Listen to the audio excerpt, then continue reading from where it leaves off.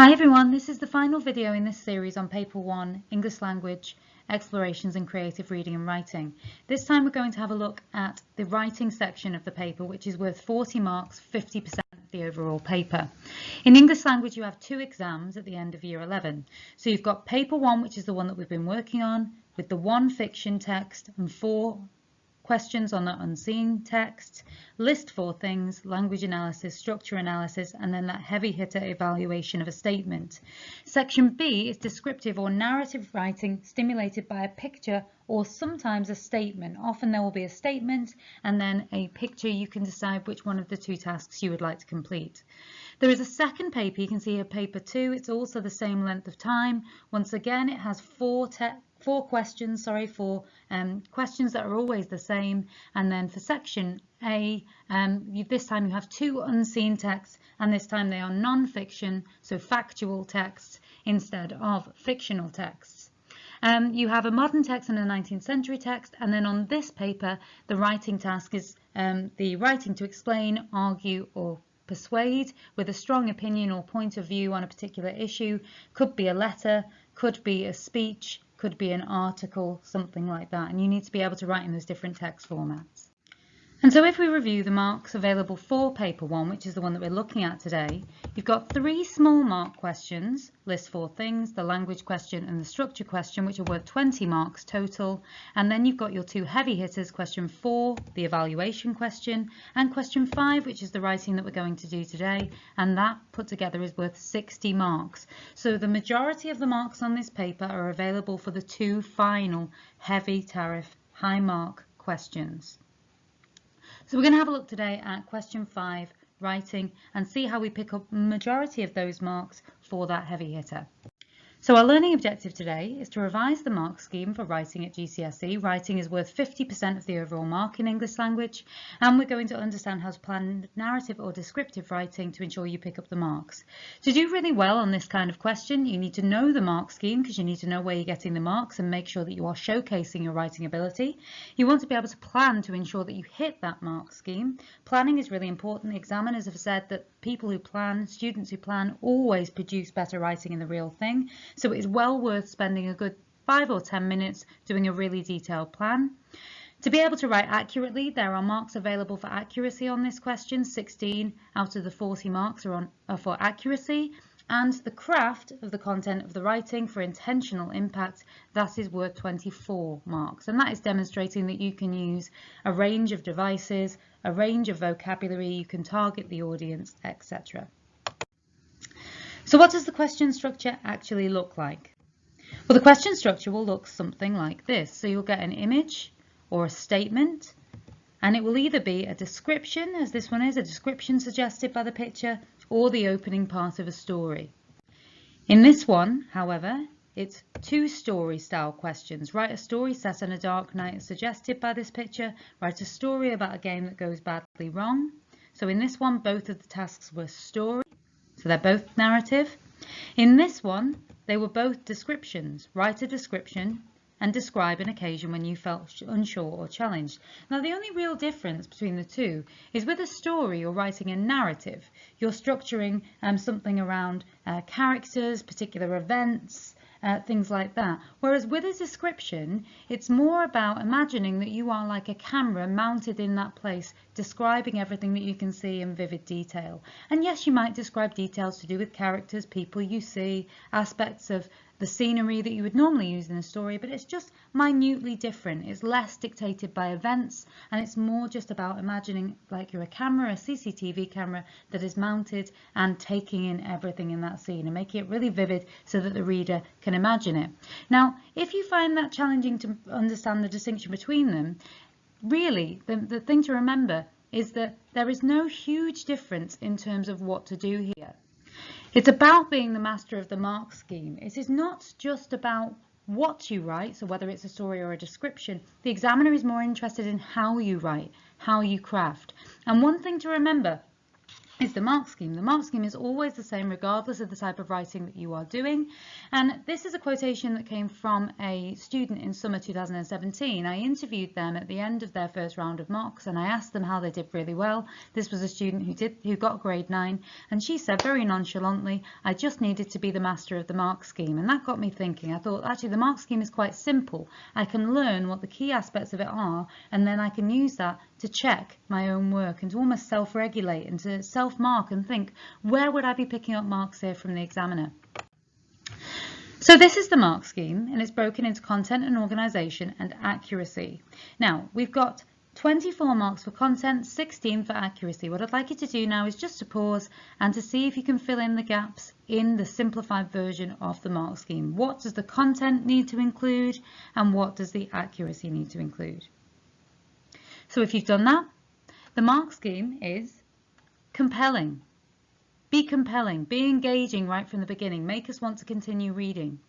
Match to audience, make sure that it's clear that you're writing for adults or for young people, or that you're writing for your local MP if we're doing paper 2 style writing. It's maybe less significant on this style of the paper, but that sense of kind of formality, that idea that you're writing an engaging fictional piece to entertain an audience is important. Vocabulary is the next one, that one in red, and you can see that there are 2 for vocabulary. They're both red. There's one in content and organisation and one in accuracy. That's because vocabulary is double weighted, so it's really important that you choose the most effective words you can. The next one is paragraphs, so accurate paragraphing but also varied paragraphing, short ones and long ones. Writing devices is the next one, so use of devices like similes, metaphors, rhetorical questions, sensory language, pathetic fallacy, anything that's going to really embellish your writing. And there might be different devices for writing to describe and writing stories. They might be more like things like personification and metaphors and similes, whereas if you're writing to argue, you might be more likely to use things like rhetorical questions or triples or statistics or imperatives to really hammer home your point. The bottom one in terms of content and organisation is discourse markers. And with discourse markers, we're talking about things like however, on the other hand. But in a story, it might be hours later or earlier that day or consequently. And so those are the things we use to link our paragraphs together. In terms of accuracy, the top one is sentence variety. We need a variety of sentences, short sentences, long sentences, sentences that open in lots of different ways. Otherwise, the sentence structure can become very monotonous and very boring. So you might try opening with an ing word like running, or you might try opening with an ly word like suddenly, or you might try opening with a couple of adjectives, something like cold and abandoned. The house stood quietly or calmly or something like that. But you want to use a variety of different sentence openers. Spelling is important, but it's less important than other criteria, so don't worry if that's something that you really struggle with. Some inaccuracies in spelling is not going to be really heavily penalised here. Punctuation is the next one, so use of semicolons, colons, ellipsis, exclamation marks, brackets if you can. Standard English is the next one, so no slang, and as we've said once before, vocabulary. Okay, so that's your mark scheme. Vocabulary, remember, is double weighted and it's often the key to the craft. So what we're going to do now is look at the vocabulary before we start to look at planning. Great writers have a really extensive vocabulary. They've got a huge choice of different words they can pick from. And so they can write without repeating simple words, and they can carefully choose the right words for maximum impact. And they'll say those things aloud and they'll read the lines back to them and they'll decide, okay, is that the right word to use in that context? Does it have as much power as if I use maybe 2 words that are alliterative side by side, or is that the correct order of adjectives, for instance? And they also craft for a variety of sentence openers so the structure doesn't feel repetitive either. But in my opinion, vocabulary can really lift the overall quality of your piece and change quite a simple, straightforward piece of writing into something that's much more show-stopping and is going to get higher marks. So We're going to look at a real student response, and this is a student response based on this particular image. You can see there's an image there of CCTV cameras, so it's something about surveillance. You might be familiar with the George Orwell novel 1984 and the idea of Big Brother and the idea of the people being watched and controlled. So this is sort of what this student has taken from this idea. And so the question was, write the opening to a story inspired by this image. This particular student wrote about a dystopian world in which people are controlled by an oppressive regime, so a regime in which people don't have a lot of choice or control over their own lives. Consider the vocabulary choices he made. So what I've got for you here is this student's actual story, but I've given you a few choices about the different words that you could use in each space. There are 3 words that are basically synonyms, and I want you to choose the word that you think is the most effective. Now, to get a real sense of this, you might find it easiest to pause this video and do this with actually writing out the full sentences, so you can get the sense of the writer's voice and what it sounds like with those words selected in. But for each one, there's a multiple choice of 3 words. Your job is to choose the word that you think is most effective for the sentence. And then I'm going to show you what the real student's response looked like. Okay, so this is the real student's response. Brutal, relentless, corrupt. The peace guards that kept the city in order did so against great resistance. The people of the city had once been proud and courageous, and their pride and courage now manifested itself in more subversive ways. Flags had been burnt in the streets. Protests raged day and night in the old town square. Violence against the guards became commonplace, but these acts of rebellion were merely the raging of a population who had no direction. Their anger was real but misguided. They stood no chance. The commander knew it, the guards knew it, and they knew it. Insubordination from the rebel fractions will not be tolerated, the voice crackled over the antique radio. A hooded figure stood over a rickety wooden table, fists clenched and breath shallow. Insubordination, she thought grimly. You haven't even seen the start of it yet. So if you go back to your simplified mark scheme that you took down earlier, what else does this response do well? It obviously has good vocabulary, but some other things that it does well, I want you just to jot them down, use your mark scheme, again, pause the video, 3 things that you think the response does well according to that mark scheme. So some things that we might talk about here that this mark scheme does well is the use of different sentence structures. Look at how it opens. It opens with 3 adjectives: brutal, relentless, corrupt. The peace guards that kept the city in order did so against great resistance. So it's not just use of the vocabulary, but it's use of varied sentence structures. Although in some places it is a little bit more repetitive. The people, they stood, their anger. It is a little bit more repetitive, but largely it's very varied. The other thing that this one does really, really well is that it thinks carefully. The student has thought really carefully about the use of punctuation. They've used a dash for a dramatic pause after those initial 3 adjectives. They've used semicolons between linked short sentences. Flags have been burnt in the streets. Protests raged day and night in the town square. Violence against the guards became commonplace. In that sense, the semicolons are used to separate items in a list, almost like a comma, but it shows that they're very closely connected and that they are simple, short sentences, short elements within that list.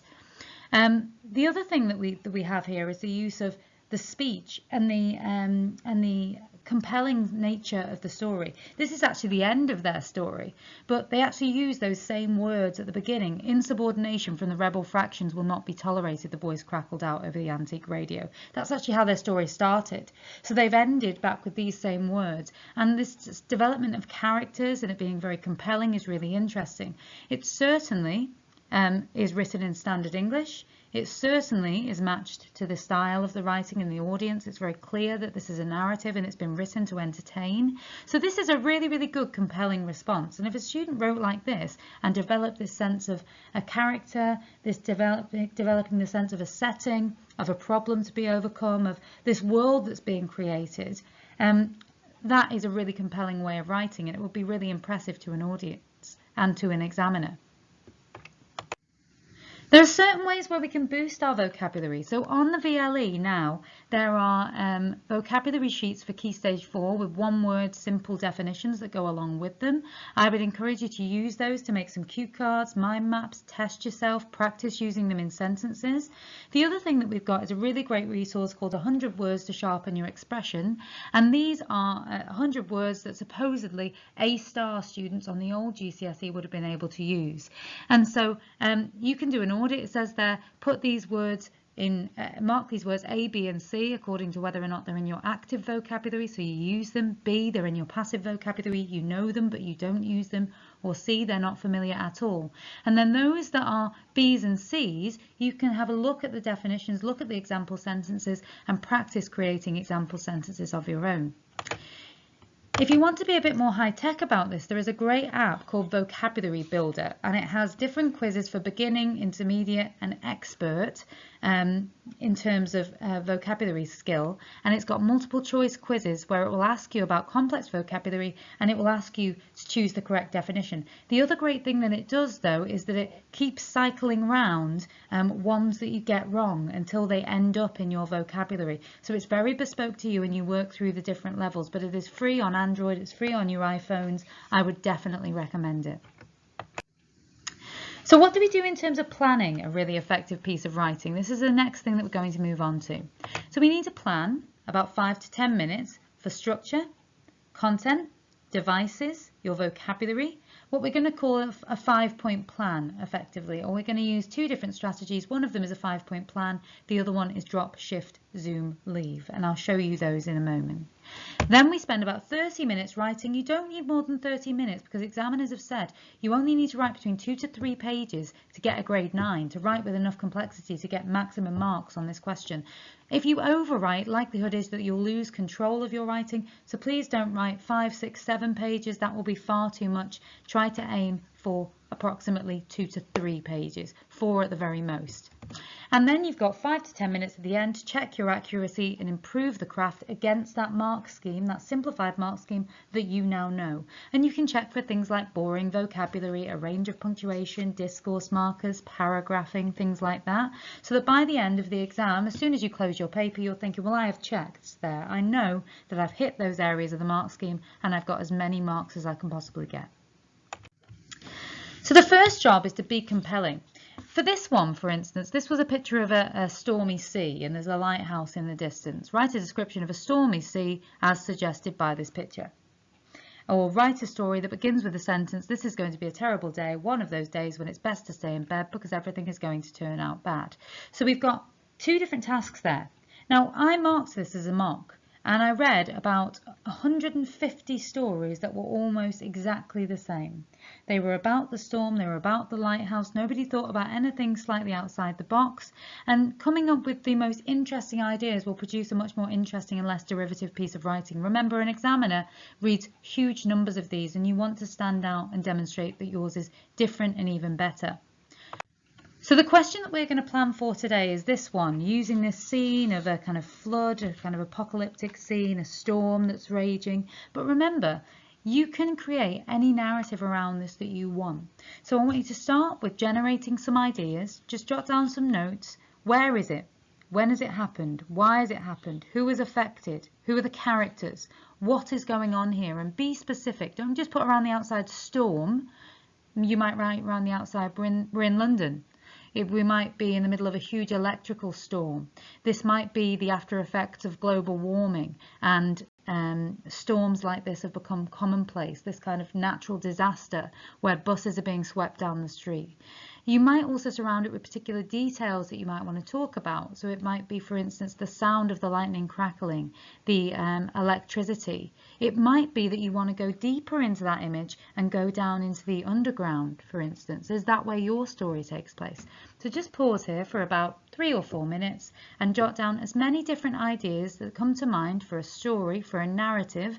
Use the questions in the box if you need to, but as many different ideas, and then you can select the one that is the most compelling after that.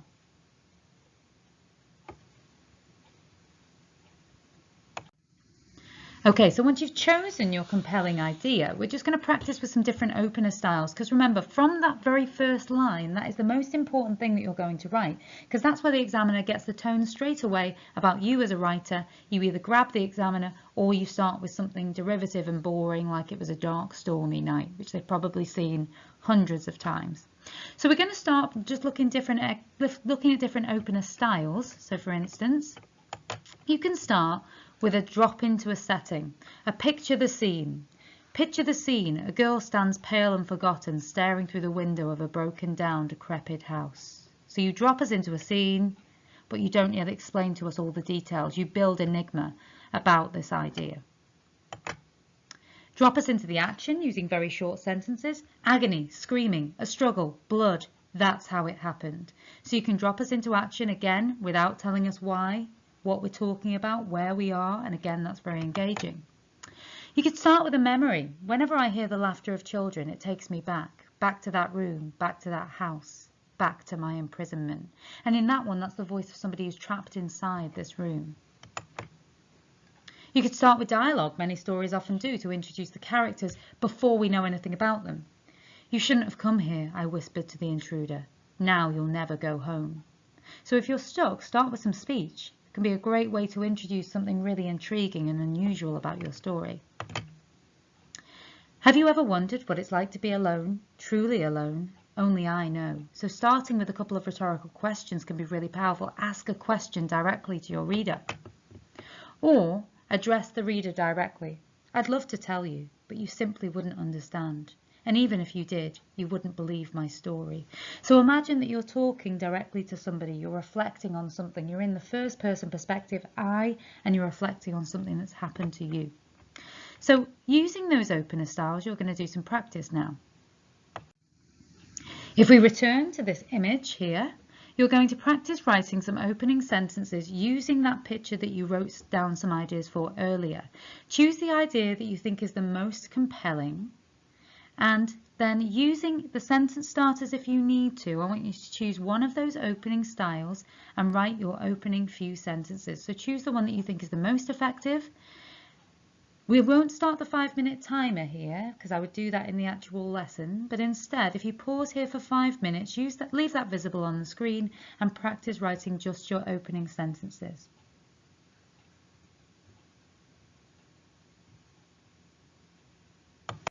Okay, once we've thought about our opening, we can then think about planning after the initial compelling idea and thinking, right, well, I need to think about how this is going to start, how it's going to close, so it has some cohesion as a full, complete piece. So we might use just a simple 5-point plan, and that's, we think about what's our opener going to be, how am I going to close. If you're stuck, often being cyclical, going round in a circle, like that example that I showed you earlier, really works well. We've also got then in the middle just 3 events. So after your opener and before your closing, what are your 3 events or details that you're going to work through? And I often find that that one is extensive enough.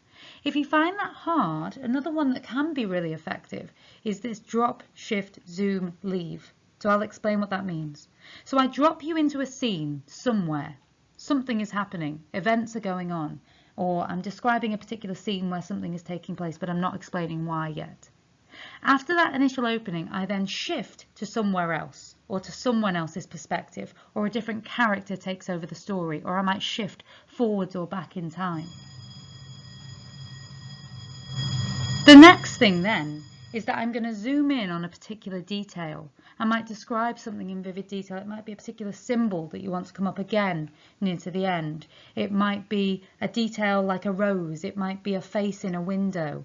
It might be a sound. But you're going to zoom in on some particular detail, describe that in vivid detail, and then your leave is you leave the reader guessing. You end on a cliffhanger, or you end abruptly, or you leave with a shift back to the place that you dropped in at the beginning. Now the 5-point plan might work better for narratives, and the drop, shift, zoom, leave might work better for description. I would recommend doing it that way. So for this image, Again, I want you to go back to that picture, go back to your compelling ideas, and just in note form, please don't do this in full sentences, but use either structure to plan your story opening. How are you going to open? What are your 3 events or details going to be in between? And what's your engaging conclusion going to be? Or, where are you going to drop us in this scene? Where are you then going to shift to? Is it somebody else's perspective? So for instance, do we start inside one of the buildings and then shift to somebody on the bus, maybe the bus driver? Do we zoom in down the underground and take that journey down the stairs? Do we leave with a roar of water flying down the tunnel? So there's lots of different things we could do here. Your story is your story. It might be totally different to mine, but spend now about 5 or 10 minutes doing your full 5-point plan. And then I'm going to take you through some steps just to make it even better before we finish. Okay, so we need to make sure that we don't leave anything to chance. So we're going to make absolutely certain that we include the things that are on the mark scheme. So next step is on your plan to add some vocabulary. Generate 5 to 10 ambitious words you're going to use and add them to your plan. Are you going to use that ambitious word in the opening? Are you going to use it in the closing? Are you going to use it in event 1? Actually put them on your plan alongside. So they could be words from the list we used earlier on. The single word definitions or the 100 words to sharpen your expression. You could use those sheets now if you want to. Pause while you do that. Okay, when you're ready, we're now going to think about devices. So onto your plan, at the minimum, I want you to put down, where are you going to use a metaphor? And if you can, you might write down that example. Where are you going to use a simile? Something is as something else. Or perhaps the sky roared like a monster or something like that. Personification might be used as well here. It might be the sound of something that's almost like it whined like a human, or the creak of metal sounds like a cry of an animal or something like that. Some sensory details, where are you going to use them? So what sounds can you hear? What can you smell? What can you feel? Can you feel the cold water as it splashes against your face?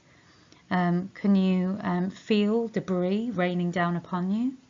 Where are you going to use a short sentence, for instance? And again, I want you to add those onto your plan. Next, think about where you're going to use some ambitious punctuation. So where are you going to use an ellipsis? Where are you going to put a ... as though an idea is unfinished? Where are you going to use an exclamation mark maybe? Where are you going to use a semicolon between 2 short but linked sentences? Again, pause, spend a bit of time putting those onto your plan. And then finally, I want you to consider, in which section are you going to use a 1-sentence paragraph for impact? Where in your story will you use this? Choose a shocking, surprising or tense moment. It works really well often if you accompany this with an ellipsis at the end of that 1-sentence paragraph too. Okay, so now you should have a completed plan and we should be ready to write. So we're going to use that plan that you've got in front of you now to write inspired by this image. Your task is to write the opening to a story inspired by that image. It can be anything. Remember, the image is the inspiration. It's not about what you write, it's about how you write, and it's about the craft. When you're finished, I would advise using the mark scheme with your red pen to self-regulate, to self-check, and to see where you've hit those different areas of the mark scheme. So I would go through, highlight, circle your ambitious vocabulary. Go through, underline your devices. Put a star next to your ambitious punctuation, or you could use different colours, but make sure you use your mark scheme to check and see where are you strong in terms of your skills and where do your skills still need a little bit of further work. So your home learning week is to complete that creative writing piece, the piece that you've planned. It should take 40 minutes. You can either handwrite or type it. Once completed, use your simplified mark scheme to self-mark. If you want to, you can obviously email that work to your teacher. There won't be any formal marking of these pieces, but I'm sure your teacher will be happy to respond and tell you the things that they think are great about it. You won't get a formal mark or grade for this. However, it will be invaluable for your teachers to see ahead of September where you need further help in terms of your writing. There are some vocabulary resources on there that I'd like you to use, and there are some descriptions there about what to do with those. There is also a selection of writing tasks in this PowerPoint, in this video, so you can go back and have a go at 2 of those other questions in terms of planning and planning process. You can choose any of them that you like. You can choose the lighthouse one, you can choose the one with the picture of the beach, you can choose the one with the train and the storm and the water cascading over. You can use the one of the quiet abandoned park at night time, any of those. And look back again at the extracts we've used over the past 5 weeks. Fahrenheit 451, The Beekeeper of Aleppo, Jurassic Park, use those to gather some ambitious vocabulary. Those are real texts from real authors that use ambitious vocabulary as a matter of course. So you can actually poach and collect words from there and use that as part of your ambitious vocabulary bank. There is also a holiday homework booklet online for you to access, which asks you to read different GCSE style text and to imitate the style of great writers. Writing is the area that in Year 10 we haven't covered in huge detail and depth yet, so it's an area that the more practice you get, the better. The best writers always read, so I've given you 3 really great examples of literature to read ahead of September. One of them is Fahrenheit 451, which you're familiar with, but you're going to now imitate the style of Ray Bradbury in his writing. You're going to do the same with 2 other texts, The Book Thief and The Colour Purple. Okay. In addition to that, there is also a video from Mrs. Gallagher giving you a feedback video on last week's evaluation question, which I would definitely advise that you watch too. Okay, well done for all of your work over the summer term, both in school, those of you that have been in, and also at home. I cannot wait to see you all in September, and keep up the good work. Anything brilliant that you produce, your teachers would love to see. So please do send that over this week. Okay, thank you. Well done.